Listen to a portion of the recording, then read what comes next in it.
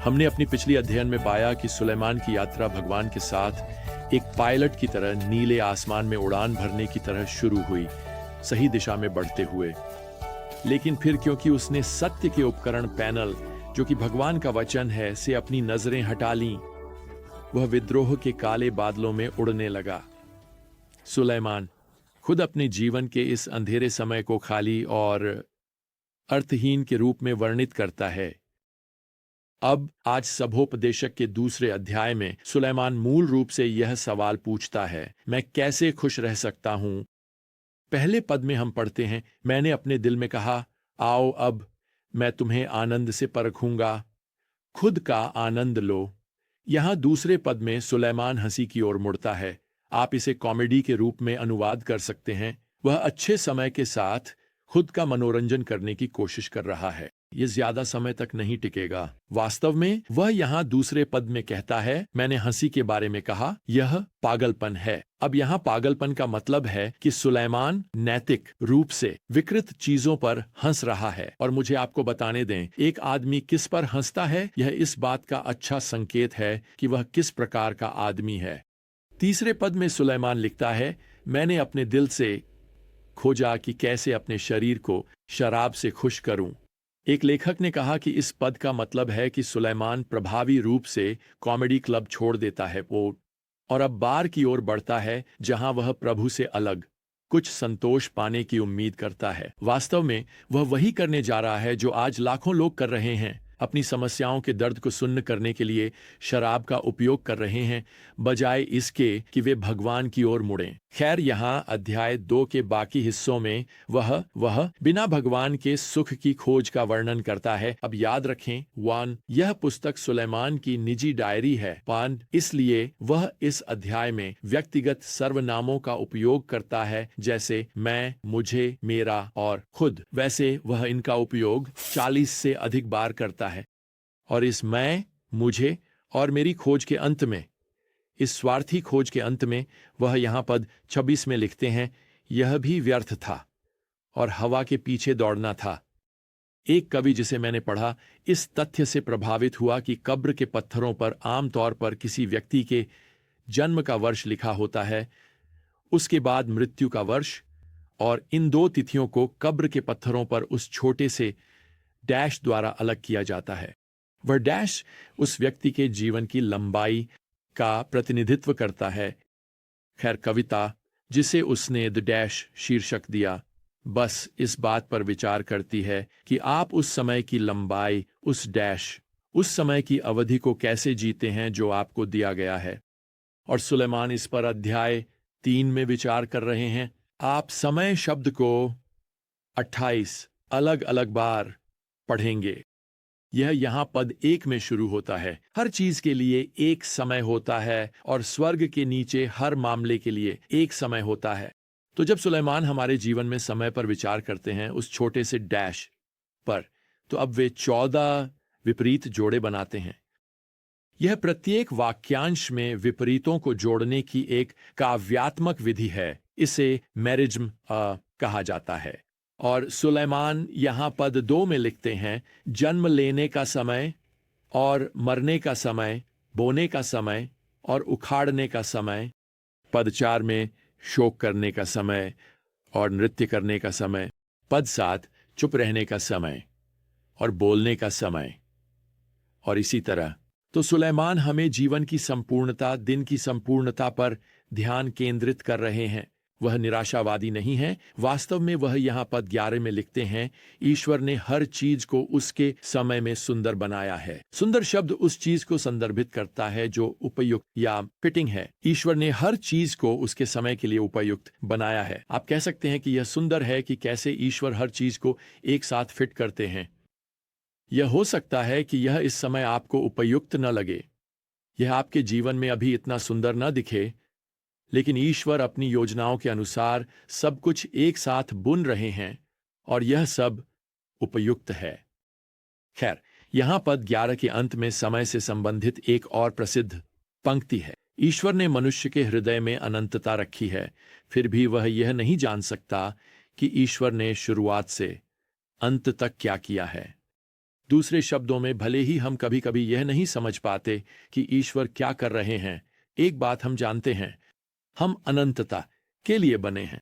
एक लेखक ने इसे इस तरह कहा, यदि मैं अपने भीतर एक ऐसी इच्छा पाता हूं जिसे इस दुनिया का कोई अनुभव संतुष्ट नहीं कर सकता, तो सबसे संभावित व्याख्या यह है कि मैं किसी अन्य दुनिया के लिए बना हूं।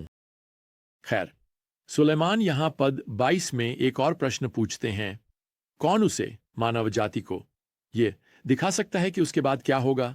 खैर, निश्चित रूप से इसका उत्तर केवल ईश्वर ही है। हम स्वर्ग की खुशी की प्रतीक्षा करते हैं। इसका एक कारण यह है कि यहां, आप जानते हैं, सूर्य के नीचे जीवन की कठिनाइयां हैं। उन्हें अंततः उस दिन एक उद्धारक उद्देश्य और एक शानदार निष्कर्ष दिया जाएगा। अब जब हम इस निजी पत्रिका के अध्याय 4 की ओर बढ़ते हैं, तो हम एक ऐसे खंड में प्रवेश करते हैं जो सुलेमान की नीति वचन की पुस्तक की तरह बहुत पढ़ता है। ये छोटे पैराग्राफ हैं और ये बहुत से अलग अलग क्षेत्रों को कवर करते हैं। वास्तव में मुझे लगता है कि यह जीवन के कठिन अनुभवों को पार करते समय एक जीवित रहने की मार्गदर्शिका की तरह लगता है। सुलेमान अपने पत्रिका में उत्पीड़न, ईर्ष्या, आलस्य, अंधी महत्वाकांक्षा का सामना करने के बारे में लिखते हैं और वैसे इस पूरे खंड में कुछ बुद्धिमान सलाह भी देते हैं। उदाहरण के लिए, वह यहां पद 6 में लिखते हैं, शांति की एक मुट्ठी 2 हाथों की मेहनत से बेहतर है। यहां शांति शब्द संतोष का पर्याय है। तो यह सवाल पूछता है, क्या आप सिर्फ एक मुट्ठी से संतुष्ट हैं? खैर, सुलेमान उस बुद्धिमान संतोष का वर्णन कर रहे हैं जो कह सकता है, आप जानते हैं, भगवान ने मुझे एक हाथ में पर्याप्त दिया है।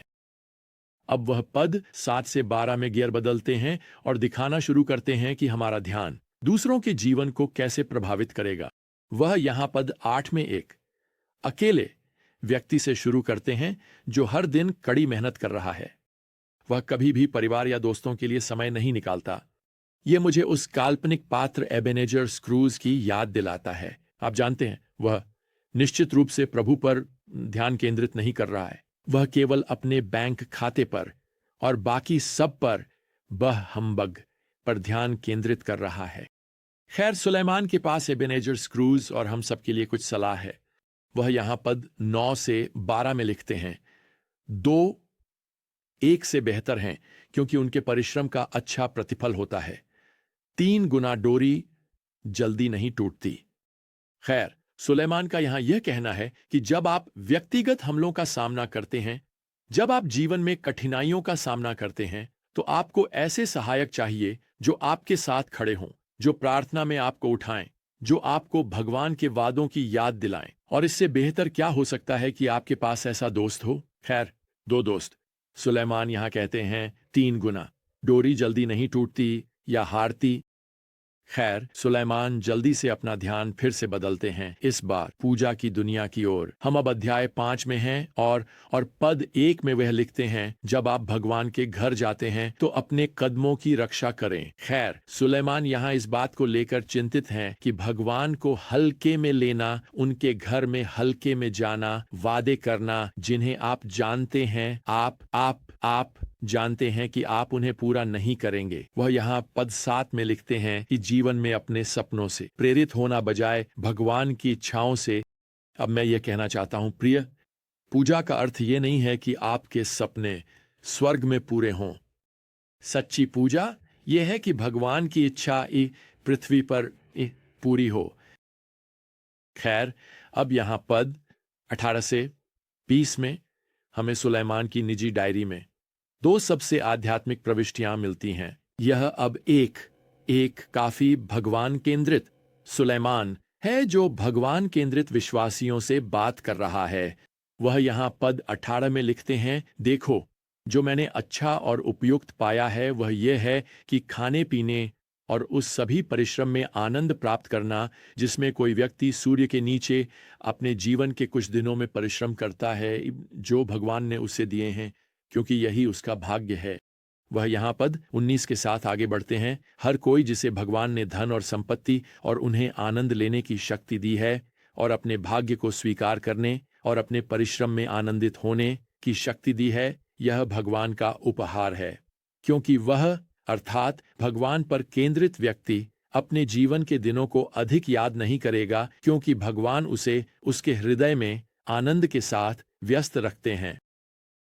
आप देख सकते हैं प्रिय, यहाँ सुलेमान के शब्दों के माध्यम से भगवान हमें उस पर केंद्रित रहने के लिए बुला रहे हैं। भगवान केंद्रित विश्वासियों के रूप में जो स्वीकार करेंगे कि भगवान ने हमें क्या दिया है, जहाँ भगवान हमें ले जा रहे हैं। आप जानते हैं, जब हम ऐसा करते हैं तो एक आनंदित हृदय उसका परिणाम होता है। चाहे भगवान आपको एक मुट्ठी दें या शायद दो, चाहे आप कुछ शांति और सुकून का अनुभव करें या कुछ परेशानी के दिन, आप और मैं यहाँ सुलेमान की इस निजी डायरी में चुनौती दी जा रहे हैं कि हम यह पहचानें कि हमारे पास जो कुछ भी है वह अंततः भगवान के हाथ से आता है। तो चलिए आज भगवान केंद्रित बनते हैं। आज हम अपने जीवन को उनके हाथों में सौंप दें। हमारे पास जीने के लिए ज्यादा समय नहीं है ना? हमारा जीवन बस वही छोटा सा डैश है। खैर, चलिए उस छोटे से डैश को उनके हाथों में सौंप देते हैं। और जब तक हम अपनी अगली ज्ञान यात्रा पर साथ नहीं होते, प्रियजनों, प्रभु यीशु मसीह की कृपा, योग और भगवान का प्रेम और पवित्र आत्मा की संगति यूं आप सभी के साथ हो। आमीन।